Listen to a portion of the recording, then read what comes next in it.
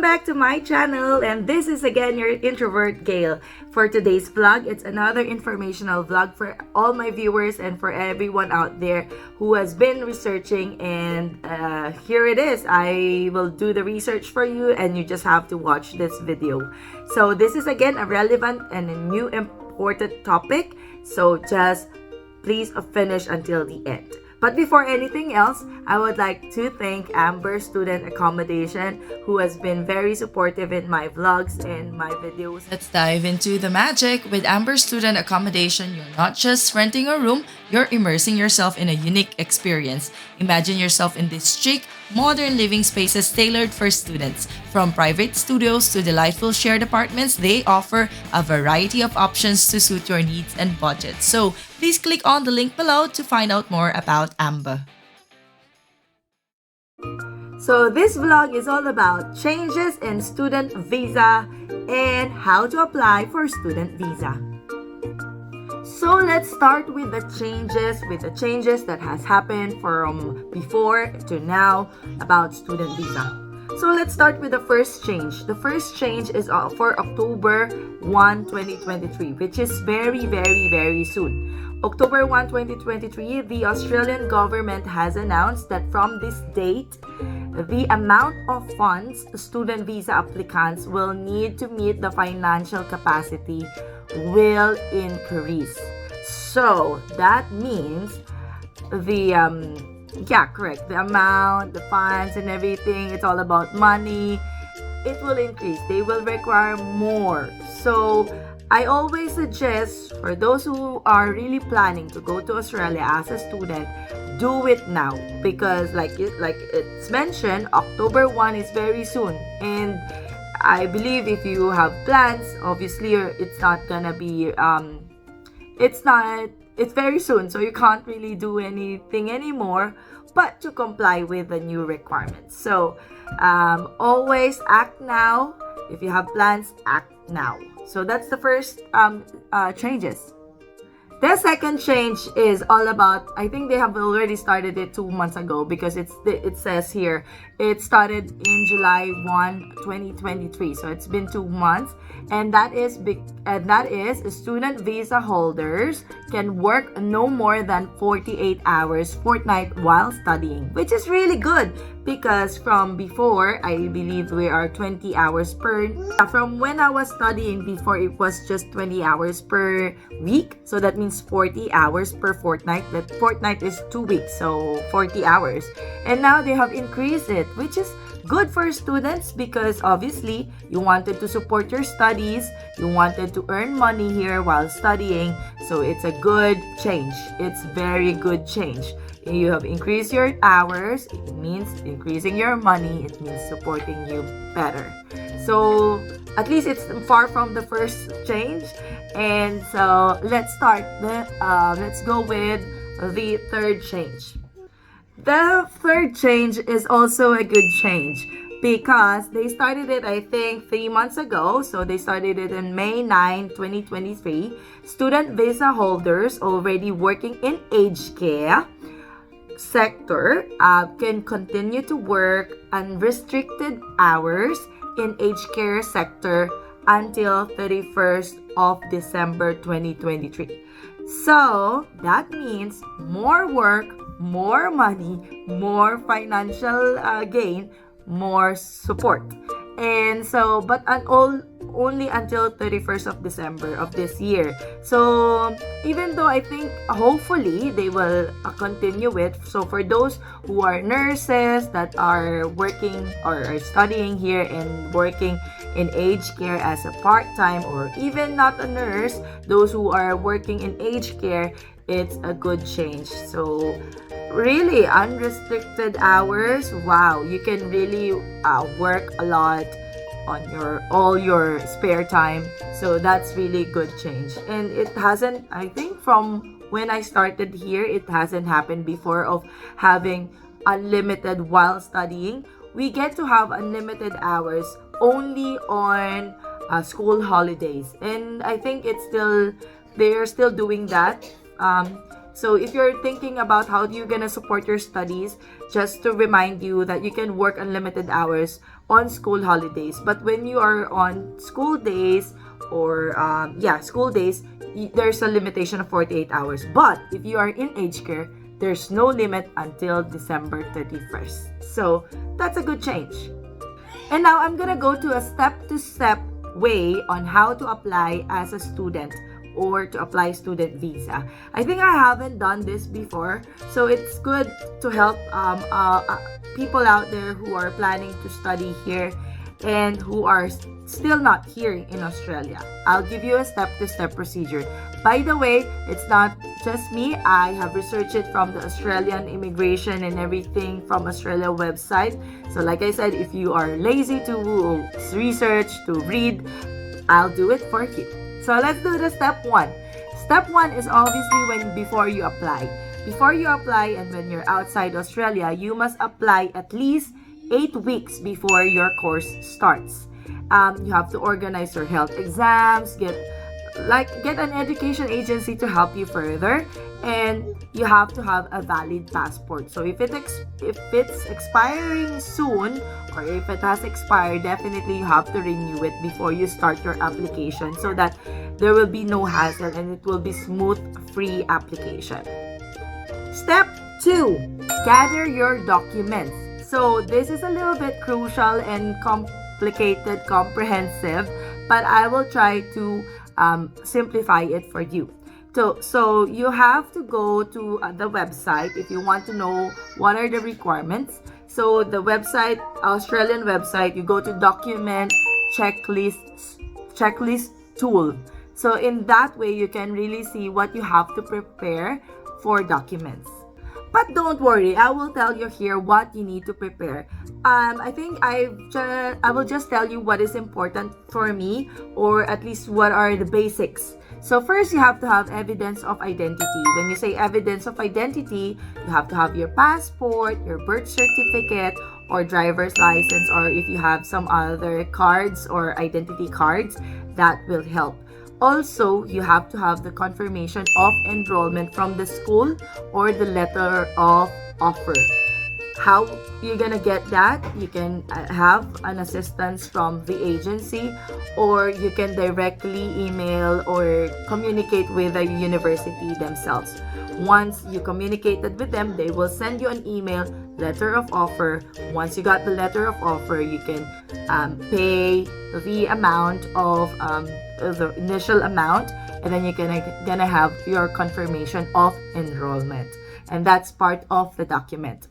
Next document you need to get is evidence of health insurance. So now in Australia, before you go here, you always have to have the health insurance.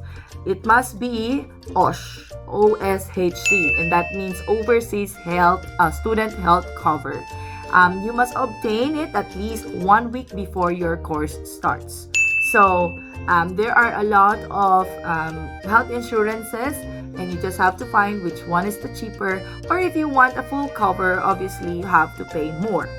Next is the third one is evidence of financial capacity. And this is one of the changes. Like I said earlier, from October 1, they will increase it.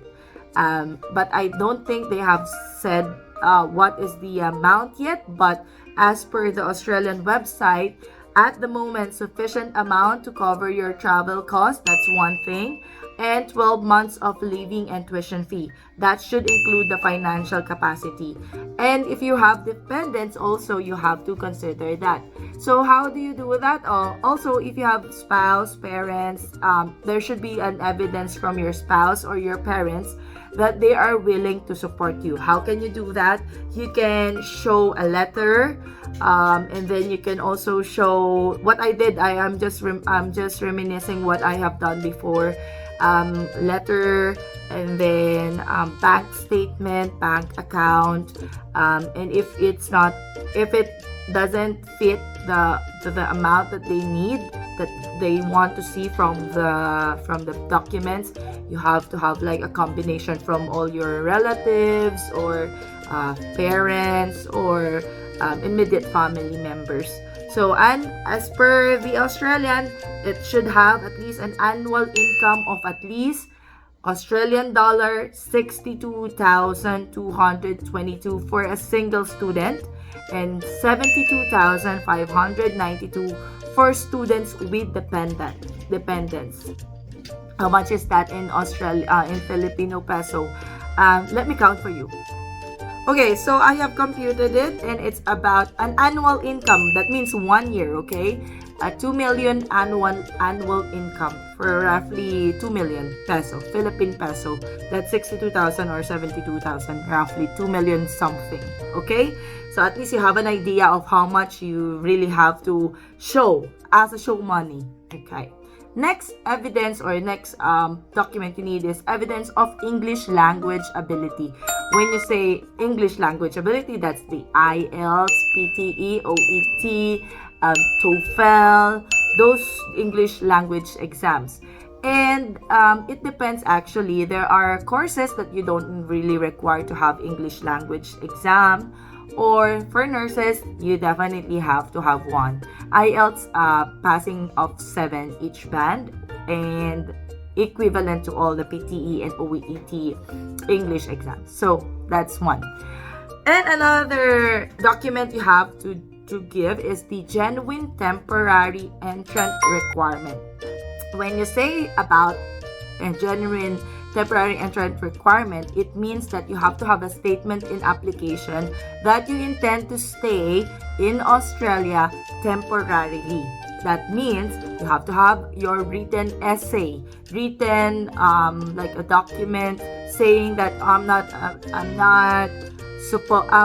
planning to stay in Australia long. And that can also include some proof like your employment history or employment COE, certificate of employment in your current job or employment, and qualifications, and the essay. Okay? And if you want to bring your spouse, your de facto partner, you can also submit an evidence to show that you are in a relationship, and that includes household booklet, family book, marriage certificate. So if I were you, if you were planning to bring your partner, you should have at least a bank account that says that you are together. You have like at least one address. Those are the things that I have noticed from those who are using de facto partner, and a marriage certificate of course if you are married. And another is employment history. You have to keep your pay slips, any contract, anything that involves your employment. So that can include your signed contract and certificate of employment as well. And now let's proceed with step 3. Step 3 is you apply for visa. Once you have all your documents, you just have to apply for visa. It's either with the help of an agency, education agency, or you can also submit by yourselves because it's only online. Well, it's mostly online here, so you can apply online, and that's in. You just have to open up or create your IMI account. That means immigration account, and it says IMI account. You have to open that. You have to file everything. You have to attach everything. And you have to pay. Obviously, the payment, you can see it from their website of how much it is. But let me search it for you again. So this is where the changes also takes place as well. I have researched that from 650 Australian dollar application fee, it will go up to 710 Australian dollars from the 1st of July 2023. So it has been valid already from July. We're on August, September. 2 months has been that there has been some changes. So that's the latest, okay? And then you apply. After applying, the next step 4 is to do what you have to do after you apply, which is you have to respond for any request, because usually if your information or your papers are not enough, so you don't get to worry, because they will get back to you and say, okay, you need to file more documents such as this and that. So you just have to apply, and you just have to respond to them promptly, because obviously The more, the better, the earlier, the earlier you reply and you respond, the better. Do not book any travel before your visa has been finalized, because you're not sure whether they're gonna approve it or not. So that's, yeah. Also, another thing that they may ask is biometrics. I don't know if you've heard it, but this is biometrics. You will receive a letter of a request. You will be given 14 days to provide biometrics. Those are like the scan thing and everything. And then another thing that they will ask most likely is health exams. You will be given a medical referral letter with HAP ID. HAP means Health Assessment Portal ID. That's also in a website in your IMI account. You just have to click that when they ask for that, and you will just print your medical referral. You have to find the certified medical clinic that Australia is acknowledging for you to do the health exam. It can include chest x-ray or bloods for nurses. As I remember, bloods of HIV check, and then just a physical examination from a doctor. So that includes the health exam. Step 5, visa outcome, and this is what you are really praying for your visa to be granted. And then what you have to find out from your visa grant is how many days are you allowed to, when will it expire, what are your visa conditions. So you have to keep an eye on those things. If they refuse your visa, and that means they deny your visa, they will let you know why they did it, what's the reason behind it, and they will tell you whether you have the right to ask, or whether you have the right to review the decision. So they will also include that. And unfortunately, there is no refund as per the Australian government. There's no refund if they have denied your visa. So we are just gonna pray that you get your visa granted. And so, hopefully everything will become smooth for everyone. And I really wish you all the best. So I think I've come with the last step, which is step 6. Step 6. And this is just my step. Step 6 is to prepare yourselves. Prepare for all after your visa has been granted, prepare yourselves into like emotional preparedness, physical preparedness, mental preparedness, and the most important is spiritual preparedness. So that means you have to find your house, you have to get all your stuff ready, prepare your emotions, that it's gonna be a journey for you, prepare your mental thinking, that you have to always be alert with any circumstances that will come along. Prepare your spiritual being, because obviously you need God, you need Him to help you here. Your esteem, your self-esteem, everyone will start from scratch when they get here, and that's normal. You're really gonna feel that, but it will always be worth it until the end. So I just pray and hope that you get your visa granted. And until again my next vlog, I hope it really helps you. Thank you again for listening, for watching, and everyone for subscribing. Have a lovely day. Bye bye until the next vlog. Bye bye.